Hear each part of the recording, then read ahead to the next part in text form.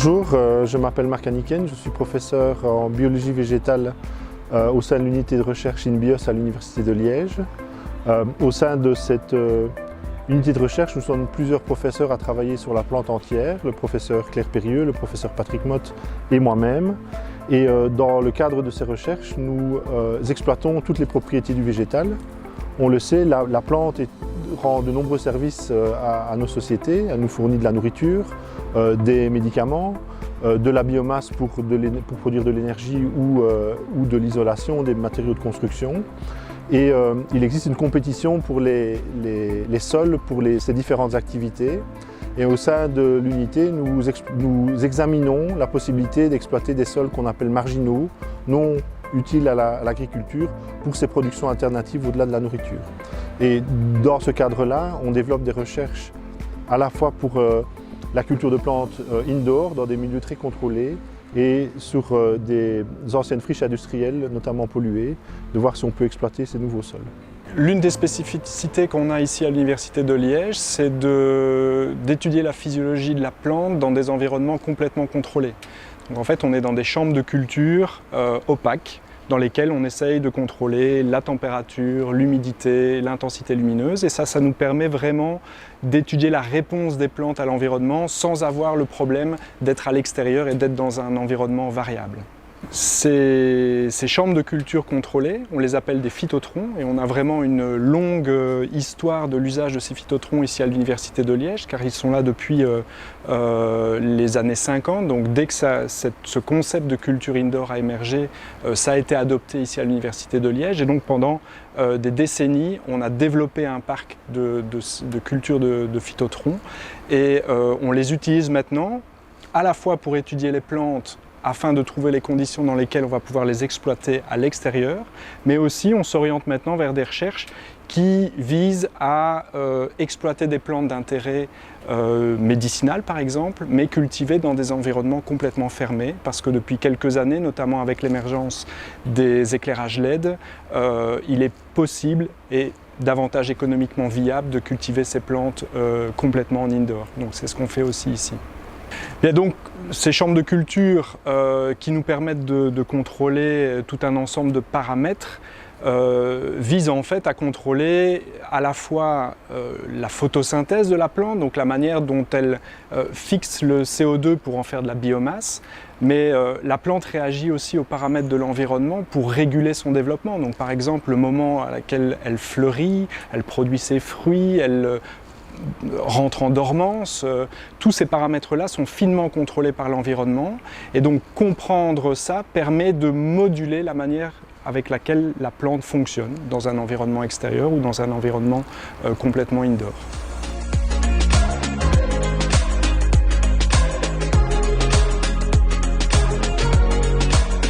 Je travaille sur le projet Plante HP, qui est un projet qui fait partie d'un portefeuille de projets qu'on appelle Tropical Plant Factory.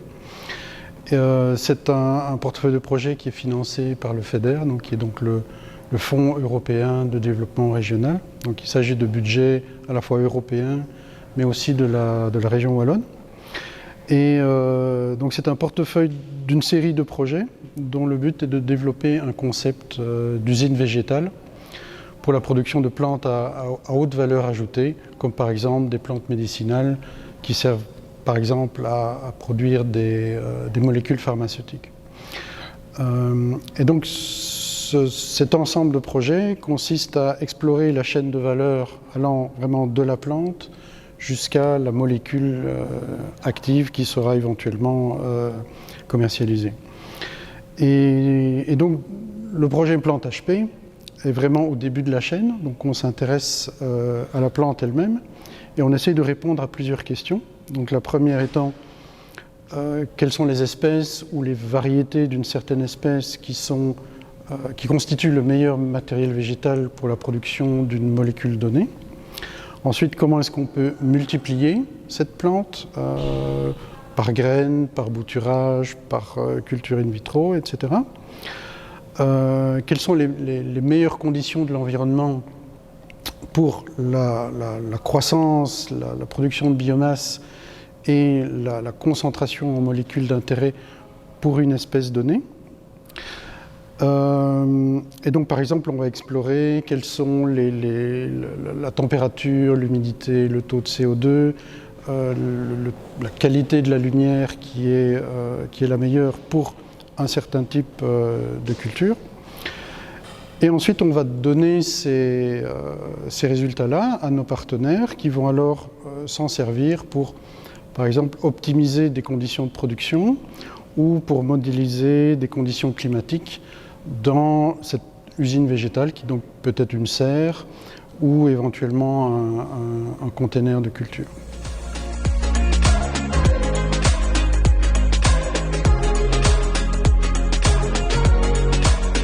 Et donc le contexte général, c'est la réhabilitation des friches industrielles et des bâtiments industriels désaffectés dont on dispose amplement en Wallonie. Donc l'idée étant que cette fameuse usine végétale pourrait être installée par exemple sur le site des ASEC qui se trouve sur la commune d'Herstal, qui dispose par ailleurs de la présence d'un incinérateur qui éventuellement peut alimenter un réseau de chaleur qui va alors servir au chauffage de la serre. Raison pour laquelle on appelle le portefeuille Tropical Plant Factory, parce que potentiellement on peut y cultiver, grâce à ce réseau de chaleur, des espèces tropicales, donc de pays chauds. Et plus largement également, le contexte est celui de la réhabilitation, de la réutilisation de toutes ces friches, donc non seulement pour des usines végétales, mais également pour y ramener éventuellement de la biodiversité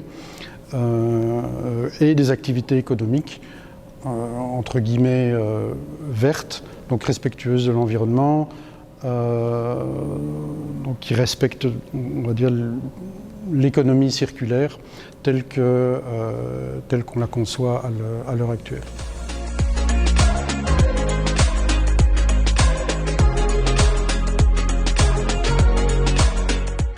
Je travaille sur le projet Écosol qui, comme le projet Tropical Plant Factory, est financé par le FEDER et puis la région Wallonne. C'est un projet qui a débuté en 2016 et qui est toujours en cours et qui se terminera en 2022. Et l'objet de ce projet de recherche, qui est un projet de recherche appliquée, c'est de redonner de la valeur aux friches, à des friches qui sont laissées à l'abandon pendant de longues années. Et l'idée, c'est de tester des plantations sur ces friches qui sont polluées, avec des plantes qui sont adaptées à la pollution. Donc on se sert de notre expertise sur des plantes adaptées à des milieux extrémophiles, notamment en présence de métaux ou de polluants organiques. Mais également, on a des expertises en agronomie, en pédologie. Et alors l'idée, c'est de valoriser ces plantations que nous mettons en place sur une friche pour tester la production de molécules à haute valeur ajoutée qui pourraient servir pour le secteur pharmaceutique ou le secteur de la cosmétologie. La friche qui est utilisée comme friche pilote pour notre projet est située à Sambreville. C'était une friche qui était à l'abandon depuis 1982. Et donc là, la commune de Sambreville nous a prêté le terrain, donc la friche, et nous avons réalisé un certain nombre de plantations. Donc nous sommes actuellement à la 3e plantation depuis 2016. Il faut savoir que la particularité du projet, c'est que le projet se déroule, donc nos essais se déroulent en parallèle des travaux d'assainissement qui sont réalisés par la SPAC. Et donc c'est un autre objectif du projet, c'est de voir si on est capable de valoriser par des plantations les friches avant l'assainissement, pendant l'assainissement et après l'assainissement. Donc nous venons justement cette semaine de commencer la 3e plantation qui va justement se dérouler sur la friche qui est maintenant assainie.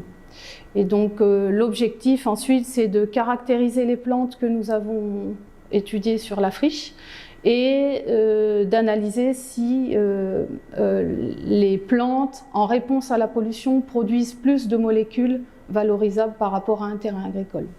Une des molécules qui nous intéresse particulièrement et qui est produite naturellement par la plante qui est utilisée sur la friche, qui est le colza, ce sont des phytostérols, et ces phytostérols rentrent dans la composition, dans la fabrication de pilules contraceptives.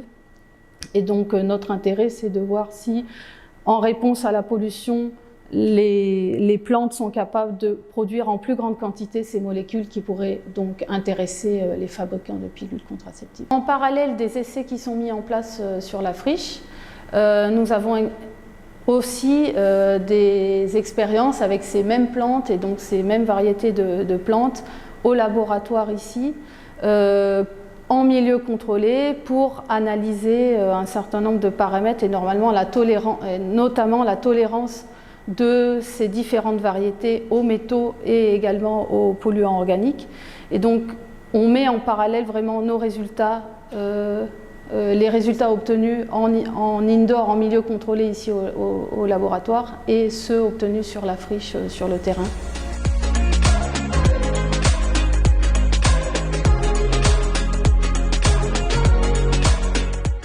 Donc derrière moi se trouve ce qu'on appelle le garage, parce que historiquement c'était effectivement un garage.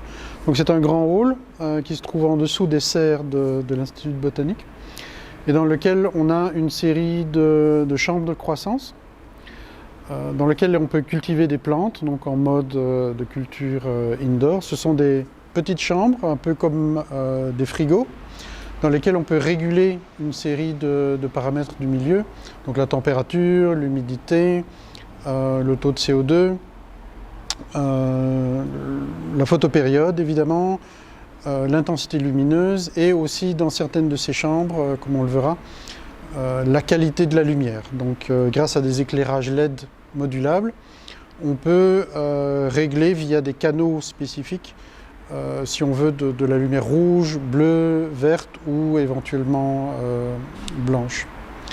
Donc la régulation se fait via des interfaces dans lesquelles on peut programmer des environnements ou des scénarios climatiques, donc avec différentes longueurs de jour, différentes températures, des montées en température, etc. Et donc ça nous permet d'exposer les plantes à toute une variété de conditions du milieu, en fonction de l'application, en fonction de la plante qui est étudiée ou du problème scientifique que l'on veut adresser.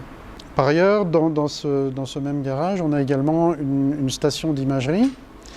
Donc régulièrement, on peut transporter les plantes dans cette station d'imagerie et prendre une série d'images de différents angles, du dessus et également sur le côté.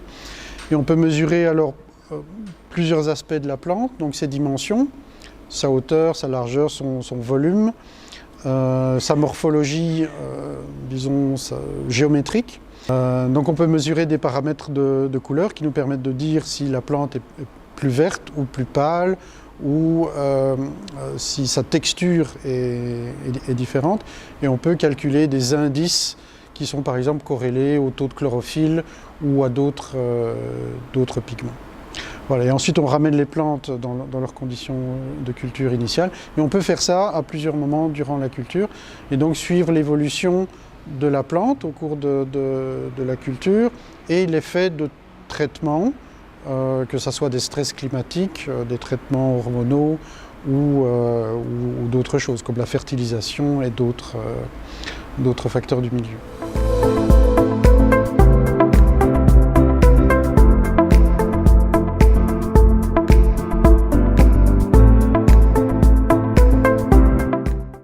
Donc oui, ici on est devant la serre expérimentale de l'Institut de botanique, qui est une serre déjà ancienne puisqu'elle date de la fin des années 60, mais qu'on a pu rééquiper grâce au budget du projet Plante HP, avec des équipements de culture hydroponique modernes, et surtout avec des éclairages LED modulables, un peu similaires à ceux qu'on a dans les chambres de croissance, mais un peu plus simples. Donc ce sont plutôt des modèles horticoles. Donc on peut moduler la lumière dans 3 longueurs d'onde, trois types d'éclairage, rouge, bleu et blanc. Alors pourquoi ces couleurs-là? L'éclairage LED est un peu une révolution pour tout ce qui est application horticole, que ce soit en serre ou en indoor. Et c'est vraiment la technologie qui rend certaines applications véritablement rentables. Donc, grâce à sa flexibilité et également surtout aux économies d'énergie que ça permet de réaliser. Et à l'origine, le rouge a été utilisé parce que les LED rouges étaient plus faciles à fabriquer, donc moins chers. Et ça tombait bien puisque la chlorophylle absorbe la lumière rouge. Ensuite, on s'est aperçu que les plantes ont également besoin d'autres longueurs d'onde que juste le rouge. Et le bleu est intéressant également, non seulement pour la photosynthèse, mais également pour moduler la morphologie de la plante, donc pour avoir un développement harmonieux de la plante. Et puis plus tard, les LED blanches, qui donc contiennent également du vert. Ces LED blanches à l'origine étaient très onéreuses, mais récemment elles sont devenues beaucoup moins chères.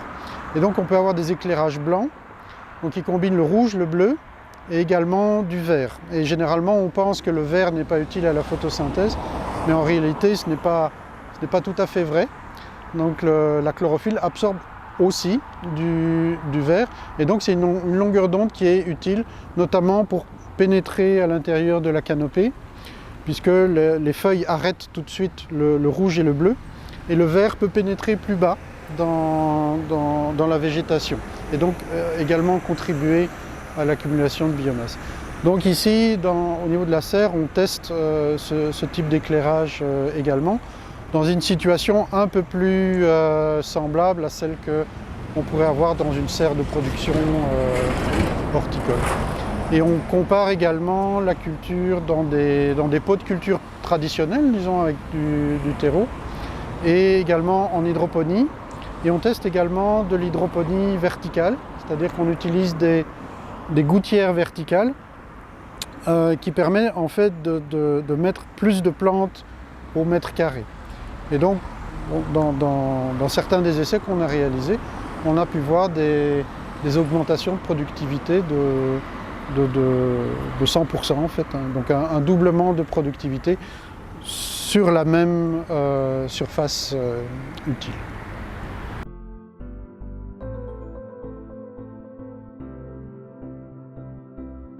Donc, comme mes collègues viennent de l'aborder, nous avons de nombreux projets en cours au sein de l'unité de recherche. Dans le futur, les perspectives, c'est qu'on voudrait monter en échelle par rapport à ces projets. En région wallonne, à peu près 2% des sols sont des friches industrielles potentiellement polluées. Et nous sommes en train de monter un nouveau projet que l'on a appelé TRIX pour friches en wallon, dans le cadre duquel, avec de nombreux partenaires à la fois à l'université et en dehors, nous souhaitons explorer la possibilité de l'exploitation indoor et outdoor de la plante pour créer de la valeur sur ces friches industrielles.